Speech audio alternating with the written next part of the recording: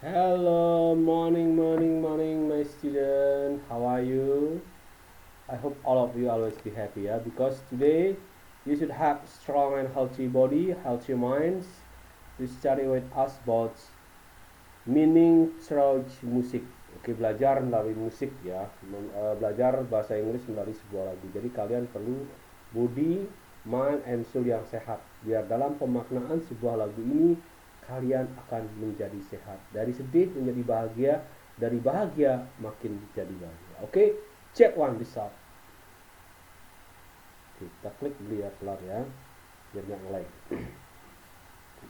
Ini tangannya nggak boleh nyentuh, jadi nggak mau keluar suaranya. Oke, chapter 7, meaning through music. Belajar bahasa Inggris melalui musik. Biasanya kalian belajar bahasa Inggris melalui buku, ini melalui musik ya. Kenapa ya? Nanti Pak jelasin secara detail. Oke. Song, lagu. Dalam sebuah lagu ada beberapa unsur yang harus kita pelajari. There are some feature ya. For example, ada definition, ada arti, social function, ada fungsi sosial, ada general structure, ada struktur umum, identify, ada mengidentifikasi. Kenapa sih harus diidentifikasi gitu ya? Ada language feature of songs, jadi ada unsur kebahasaan yang dipakai di dalam lagu tersebut. Kita langsung saja yang pertama. General structure of the song, struktur umum dari lagu itu. The first one, intro. Okay. Dalam general structure, there are seven general structure that contains in the song. For example, there is intro, verse, bridge, interlude, refrain, coda, and the last one I still forgot. Yeah. Okay. Next, intro or introduction. The intro is the beginning of the song, which is the introduction to the song. Intro also works to give singers and listeners time to prepare before the song actually plays. Usually the music for the intro can be in the form of instrumental music or vocal sounds, whose tone is taken from the chorus of the song. But there are also those who make their own intro tone that is different from the tones in the middle of the song. Intro is also divided into early intro, middle intro, and late intro. The initial intro is located at the beginning of the song. The middle intro is usually placed after the rap or chorus, and the final intro on coda or ending. Bingung ya? Kenapa sih harus dijelasin sedetail ini? Kenapa? Kalian belajar sebuah lagu harus tahu lagu itu apa sih, isinya apa sih, biar kalian paham. Siapa tahu next time you be the best singer of Indonesian, ya. Siapa tahu nanti kalian, salah satu dari kalian bisa menjadi penyanyi hebat di Indonesia, bahkan di dunia ya. Oke, langsung ke penjelasannya. Intro. Intro adalah awal dari sebuah lagu yang merupakan pengantar lagu tersebut. Intro juga bekerja memberikan waktu untuk penyanyi dan pendengar mempersiapkan diri sebelum lagu benar-benar dimainkan. Bingung ya? Oke, kita lanjut. Kalian kalau dengerin lagu, sebelum lagu itu di-play, pasti ada, benar ya. Begitu lagu di-play, itu pasti kedengaran ada beberapa detik suara musiknya, yang instrumentalnya, sebelum bahasa lagu itu diucapkan ya. Nah, itu namanya intro. Kenapa itu perlu? Karena untuk bernyanyi di depan orang banyak, apalagi live offline ya, manggung, itu perlu ketenangan diri yang luar biasa, mental khususnya ya. Karena kalau nggak tenang, nggak siap, nanti pingsan di atas panggung. Itu perlunya intro. Jadi musik-musik di awal, istilahnya musik pengenalan ya. Oh, ini lagunya, musiknya kayak gini, genrenya begini, biar kalian sebelum ikutan nyanyi tahu, oh prepare, kamu juga ikut prepare kok lagunya nge-hit, nge-beat, kalian harus siapkan semangat yang bagus ya. Oke.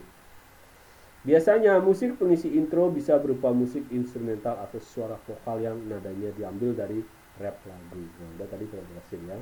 Namun ada juga yang membuat nada intro sendiri yang berbeda dengan nada tengah lagu. Intro juga terbagi menjadi intro awal, intro tengah, intro akhir. Intro awal terletak di awal lagu ya. Kalau intro tengah biasanya diletakkan setelah rap atau chorus, dan intro akhir pada coda atau ending. Nah, itu penjelasannya sudah detail ya.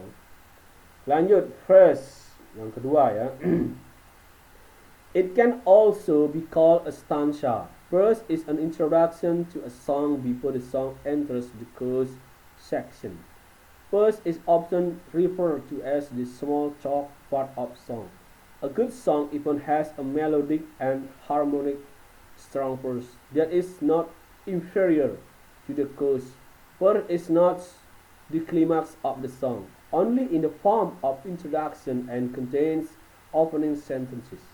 Most of the song details are in the first section, which tells a lot more than the rap or chorus section.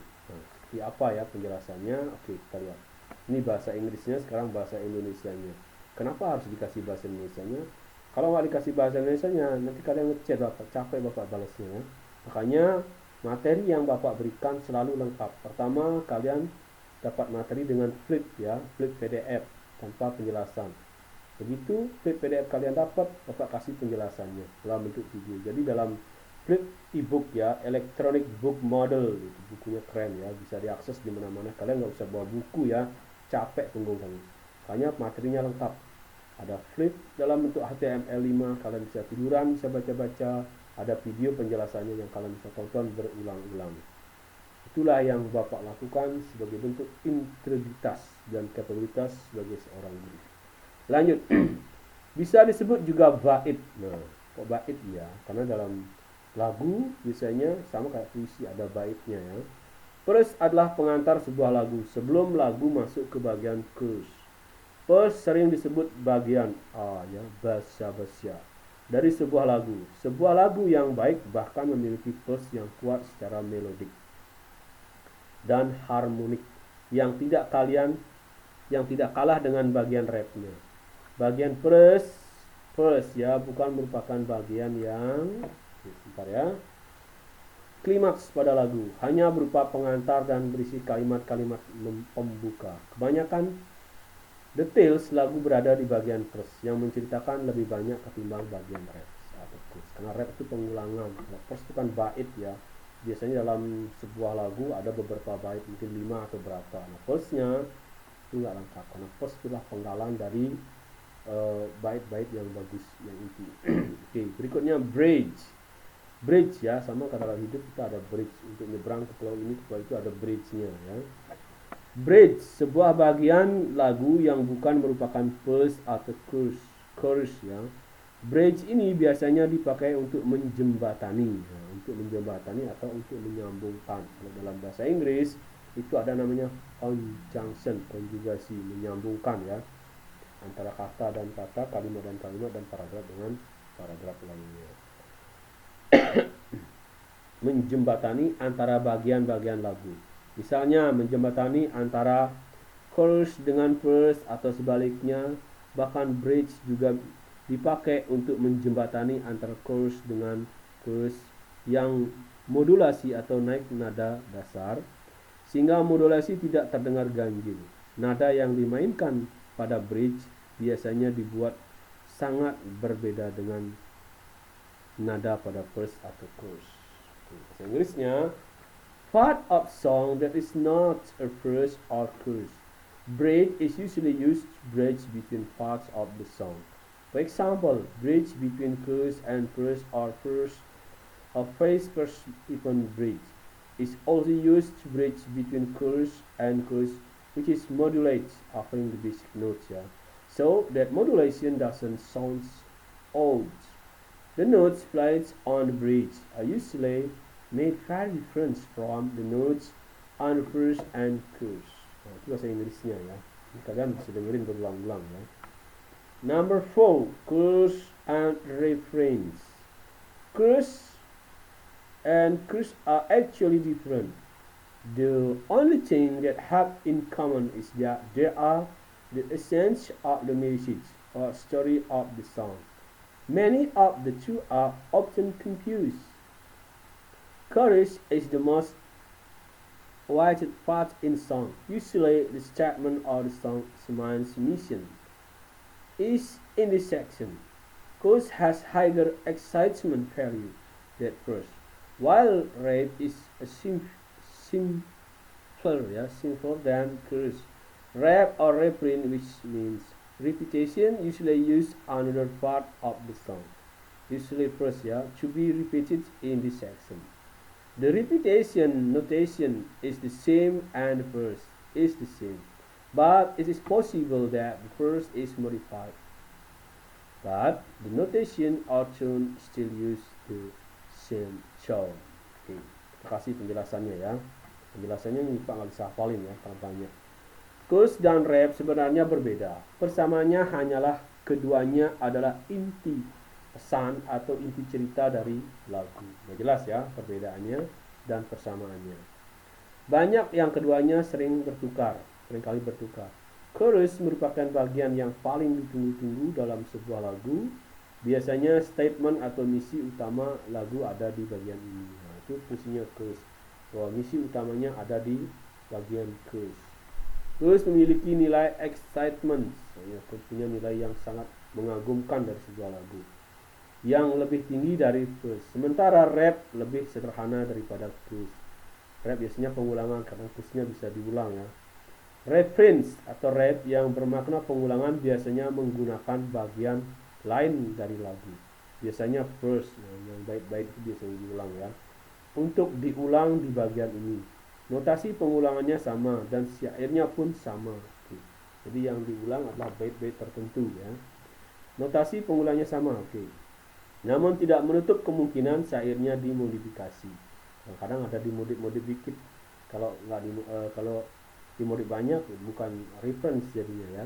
Namun notasi atau nadanya tetap menggunakan nada yang sama, asal nadanya tidak keluar dari nada post bait itu.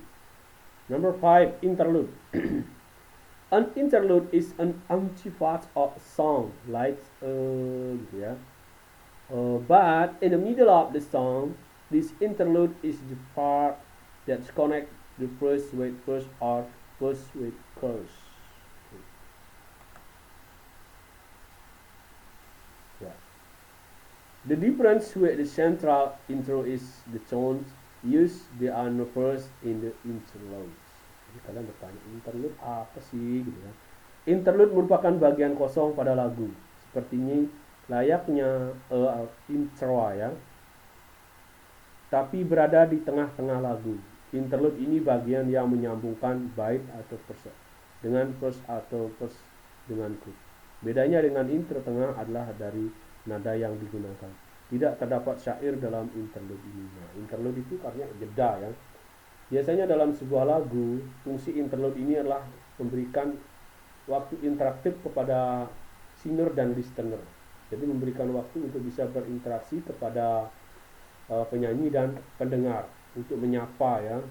Terkadang si penyanyi dia akan bisa menguasai panggung pada saat interlude karena disinilah kita terlihat tidak gugup. Tapi pas interlude yang jedanya lumayan panjang, kita nggak bisa blocking stage, berekspresi di stage itu ya, kadang gerak kanan kiri maju mundur. Di sana kita belum profesional kayaknya. Itu maksudnya ya. Lanjut, modulasi. Some shows call it or overtune ya, but it's actually different. Modulation means the displacement of the basic note of a song. If we ever sing a chorus or chorus of a song, and suddenly the chorus becomes higher than before, then that's called modulation. Usually this modulation occurs after the chorus and is accompanied by a bridge, so it doesn't sound what words. Okay. Lanjut. Beberapa sumber ada yang menyebutnya sebagian or overtune ya, namun sebenarnya berbeda. Modulasi artinya adalah perpindahan nada dasar dari suatu lagu. Perpindahan nada ya. Biasanya lagunya di openingnya pelan, tapi begitu di tengah-tengah kadang dia melengking seperti lagu dangdut ya, cengkoknya, apalagi lagu rock ya. Itu benar-benar perlu performance dan kelas suara ya yang bagus juga. Chorus suatu lagu dan tiba-tiba rap tersebut menjadi lebih tinggi dari sebelumnya. Nah, maka itulah yang disebut dengan modulasi. Peralihan nada ya, poinnya peralihan nada dari nada rendah, sedang ke tinggi, atau bisa kebalikannya ya. Oke. Ending or coda, ini yang terakhir ya. Even though there are both at the end of the song, they have different function. Ending is the closing part of a song. Nah, kalau ending itulah bagian terakhir dari lagu itu. Ending function so that the song ends smoothly. Nah, fungsi dari ending itu adalah sebagai akhir dari sebuah lagu yang sangat pelan, lembut ya.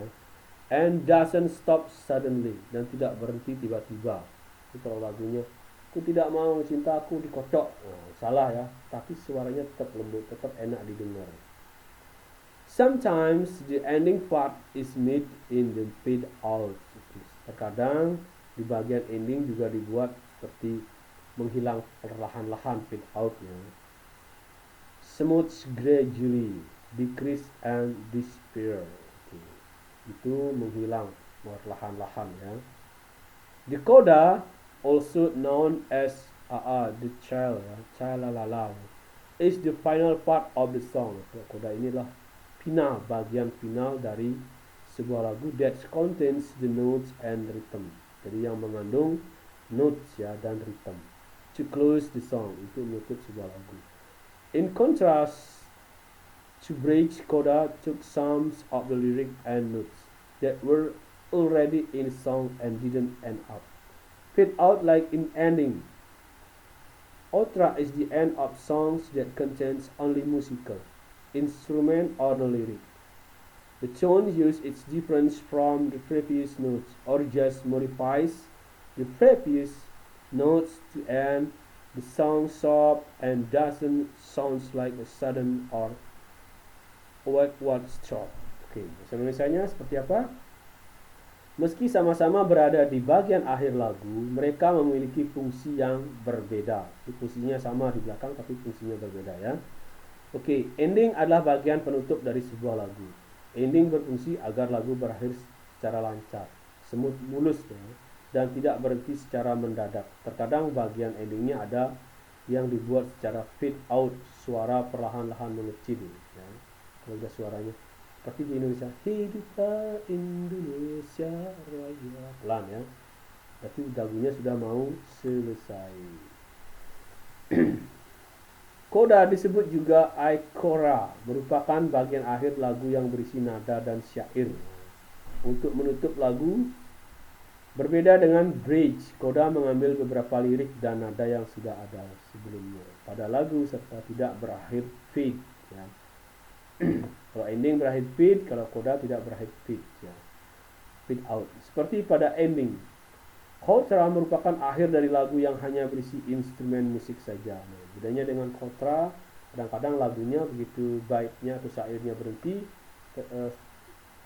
lagu itu secara otomatis tidak berhenti, tapi masih ada musik yang mengiringi. Itu lagi beberapa detik. Namanya outra ya.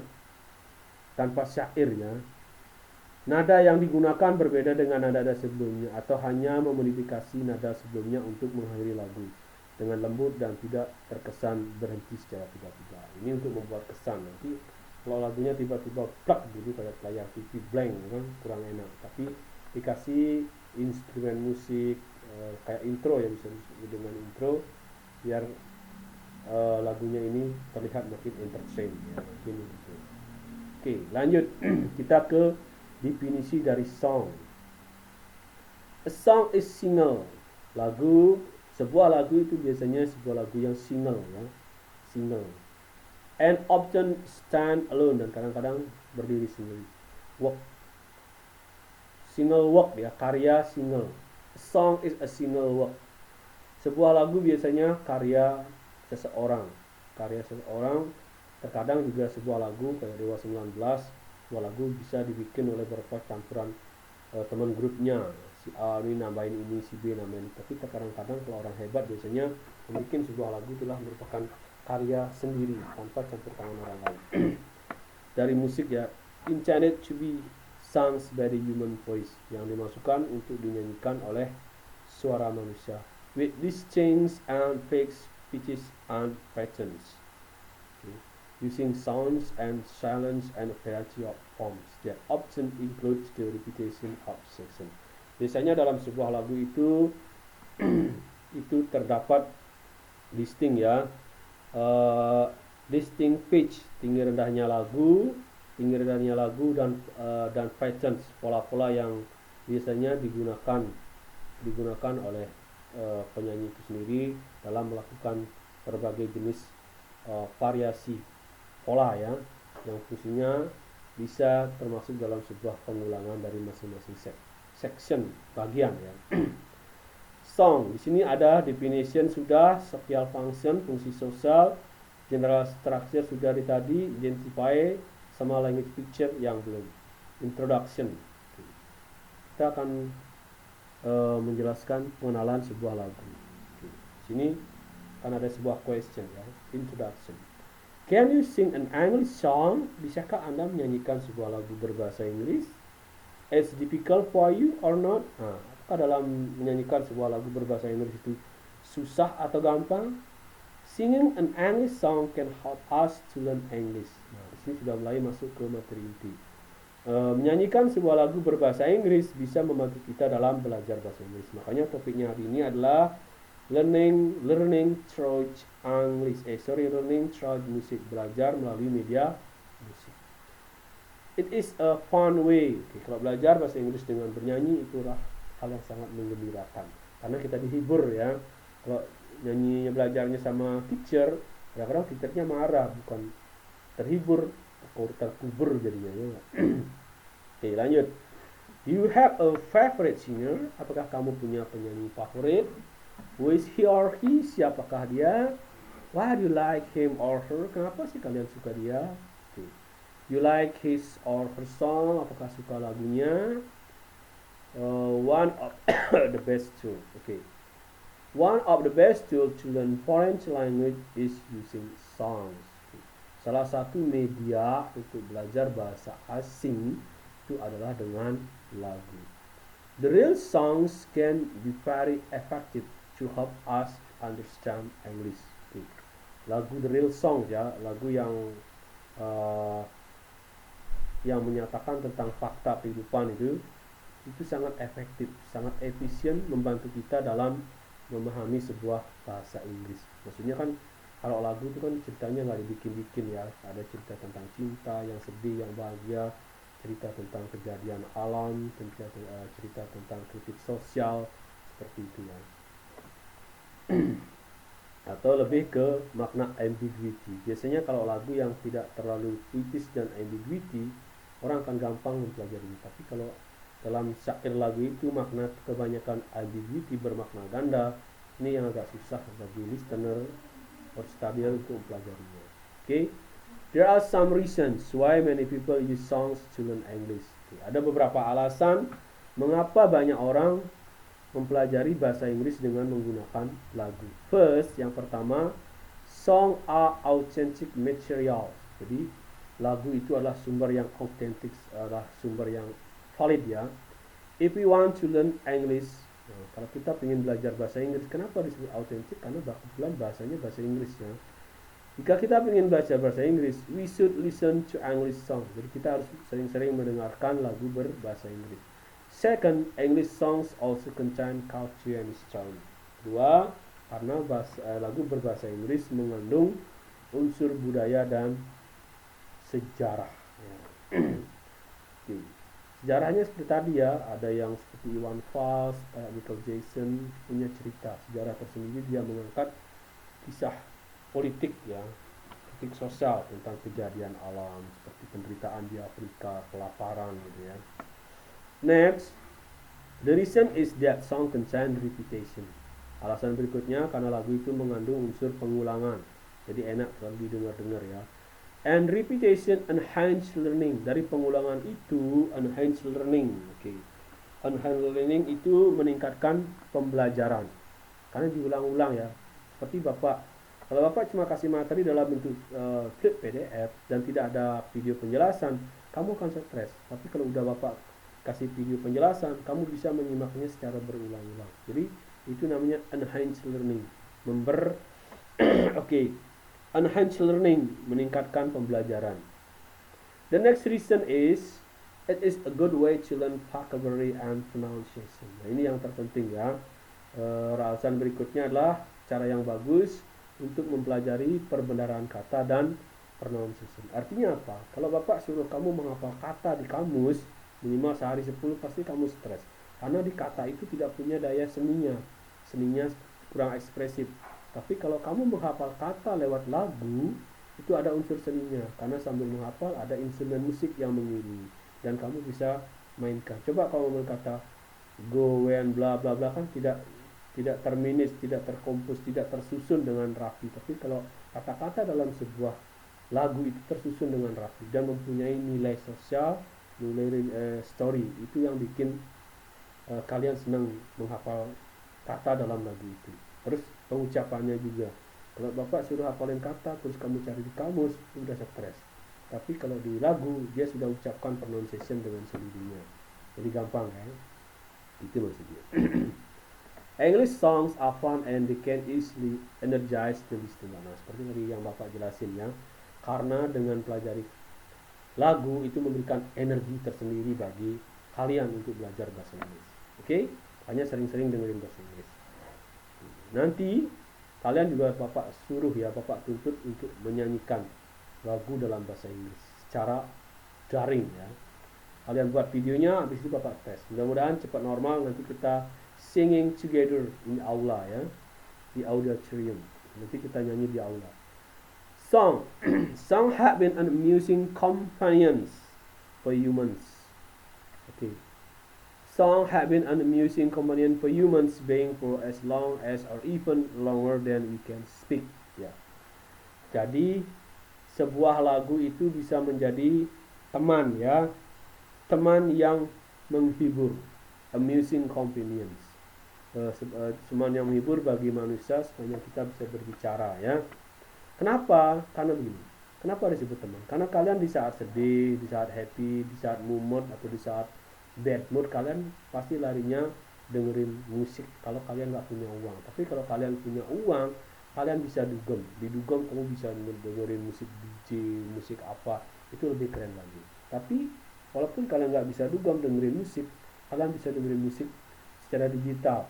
Kalau zaman Pak dulu radio, baterainya habis nggak bisa. Sekarang walaupun nggak punya kuota, sudah di download, bisa dengerin. Yang mungkin listriknya ada, itu maksudnya ya. Jadi benar-benar teman yang sangat setia, lebih setia dari pacar. Kalau pacar kamu menghiburnya, itu pasti durable-nya, jangka waktunya terbatas. Tapi kalau lagu sepanjang waktu kamu mau, dia pasti mau menghibur kamu.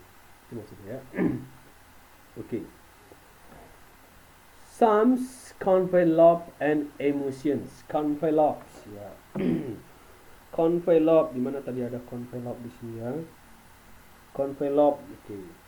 Psalms convey love and emotion. Lagu itu terkadang menyampaikan pesan cinta, pesan moral atau pesan emosi, menyatakan perasaan, menyatakan pikiran tentang cinta ataupun emosi. Some tells a memorable and moving story. Terkadang lagu itu juga menceritakan sebuah cerita yang sangat berkesan dalam hidup kalian, atau moving story, atau cerita yang menyedihkan ya. Karena dalam setiap manusia pasti punya cerita yang memorable. Entah itu perpisahan yang menyedihkan, bagi dia tetap dianggap memorable karena ada nilai positif yang bisa diambil. Atau moving story, cerita yang menyedihkan, kalau punya pacar selalu putus nggak pernah nyambung ya. Tapi yang pernah nyambung itu pasti putus nyambung itu pasti memorable ya. Oke.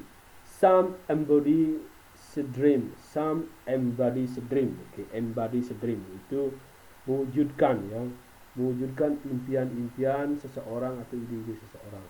And some reminisce about the golden past. Reminisce itu mengingatkan ya. Mengingatkan ya. Mengingatkan tentang kisah-kisah indah di masa lalu. Itu fungsinya lagu. Kenapa sih harus mengingatkan? Pas kalian dengerin lagu, oh kok nyambung ya sama ceritaku masa lalu gitu ya. Itu maksudnya. Songs are abundant in term and expression. Jadi sebuah lagu itu biasanya berisi tentang tema-tema atau ekspresi yang padat ya, yang lengkap, yang melimpah. Itu maksudnya songs. Oke, lanjut. Ya. Terakhir, social functions. The social function of songs are to entertain the listener. Okay. Fungsi sosialnya adalah untuk menghibur pendengar. To teach moral value throughout the lyric of the song. Jadi untuk mengajarkan nilai-nilai moral kepada pendengar melalui lirik-lirik lagunya. To provide a way of managing the relationships between our public and private emotional life. Jadi untuk menyediakan atau mengatur ya, memanage the relationship, hubungan ya antara our public emotion or private, antara emosi secara umum dan emosi secara pribadi dalam kehidupan sehari-hari kita. Okay. To express personal feeling, untuk mengekspresikan perasaan pribadi seseorang. And culture value, dan untuk budaya, nilai-nilai budaya juga. Kalau lagu Bali lebih ke budaya ya, seperti lagu tentang pertanian gitu ya, bukan lagu-lagu di luar, lagu-lagu cinta ya. To give someone to not only share their emotions with others. Jadi untuk memberikan seseorang tidak hanya untuk meng-share perasaannya saja atau emosinya saja, tapi kalian juga bisa menceritakan tentang budaya, adat dan tradisi sebuah tempat yang itu fungsinya lagu. Ini sebuah media penyampaian, media edukasi, media promosi. Jadi lagu itu fungsinya lengkap banget ya. Okay. But also to have an emotional connection, tapi juga berfungsi sebagai connection, penghubung ya, penghubung perasaan. That just cannot be expressed in any other way, yang tidak bisa diekspresikan di beberapa atau di lain tempat. Jadi nggak gampang diekspresikan ya. Next, identify. Sekarang identify songs ya, identify song. Nah, ini ada sebuah lirik lagu ya dari Michael Jackson yang berjudul Earth Song. Itu lagu tentang bumi. Nah, ini lagu tentang bumi biasanya berisi tentang kritikan sosial, history ya. Kenapa Michael Jackson membuat lirik seperti ini? Kalian bisa tonton lagunya yang berjudul Earth Song Michael Jackson. Kalian akan tahu di sana. Nah, dari lagunya itu di sini udah dijelasin ya. Yang namanya chorus yang mana verse yang mana, terus yang namanya bridge yang mana, refrain itu yang mana. Sini udah jelas. Untuk yang lain selain Michael Jackson, kalian bisa klik di Mr. Google. Contoh lagu lengkap dengan chorus dan refrain.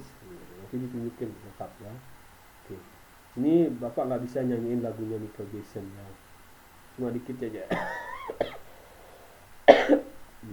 What about this? What about this? Seperti itu lagunya. Yang jelas lagunya ini keren sekali. Apalagi kalau bisa walking dance kayak Michael Jackson ya. Oke, kita lanjut. Ya. Yang berikutnya language picture of song. Jadi unsur bahasa yang digunakan dalam sebuah lagu. Song lyric can appeal to emotion. Oke. Lirik lagu dapat appeals, muncul di sini ya. Dapat menarik emosi. Songs lyrics can appeal the emotions. To emotion. Jadi lirik lagu dapat menarik emosi, and they should also appeal to their ear. Jadi lirik-lirik itu juga bisa menarik dari pendengar. Ear coping ya. It can be assumed that different genre of song.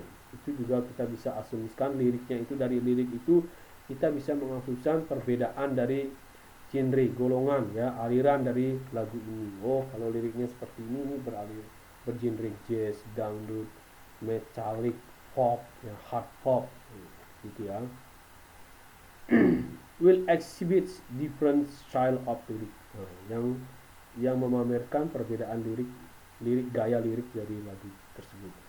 The first of song contains the detail of the song. Jadi bait dari lagu itu mengandung detail ya, mengandung detail of the songs. Mengandung detail dari lagu itu seperti ada cerita, the events, kejadian, image itu gambar ya. Image di sini biasanya tadi image ya, cari image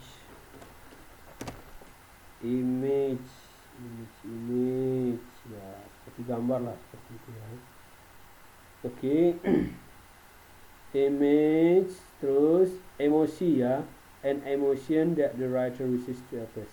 Emosi yang mana penulis ingin ekspresikan. Songs are not always composed of simple sentence structure or grammar. Jadi sebuah lagu itu tidak selalu tersusun dari kalimat-kalimat yang simple, struktur kalimat yang simple, dan grammar juga. Terkadang dalam sebuah lagu tersusun dari kalimat-kalimat yang jelimet, di mana bahasanya menggunakan bahasa ambigu, artinya bahasa yang bermakna ganda, itu maksudnya ya. Lyrics are characterized by the use of rhythm, compositional speech, and phonetic expression. Oke, jadi lirik biasanya dikarakterisikan, dicirikan dengan use penggunaan dari ritme, conversational speech, jadi bahasa yang conversation seperti monolog ya, and phonetic expression, jadi ekspresi-ekspresi yang puitis. The following are the language picture of song. Jadi ini adalah language picture-nya dari lagu itu. Oke. Lirik, nah ini lebih detail lagi ya. Lirik are written in the first. Biasanya lirik itu kita tulis dulu ya. Second or third person. Kedua atau orang ketiga. Lirik biasanya ditulis oleh orang pertama, orang kedua, atau orang ketiga. Given on the specific perspective you choose. Itu tergantung dari pilihan cara pandang yang kita pilih. Often time point out few changes in lyric. Often time point tergantung dari point view, maksud yang kita ingin perubahan dari lirik itu. But only when needed, tapi ketika dibutuhkan, they use rhythm words. Mereka menggunakan rhythm, bahasa kata-kata rhythm. Usually song use a familiar catch tunes and rhythm.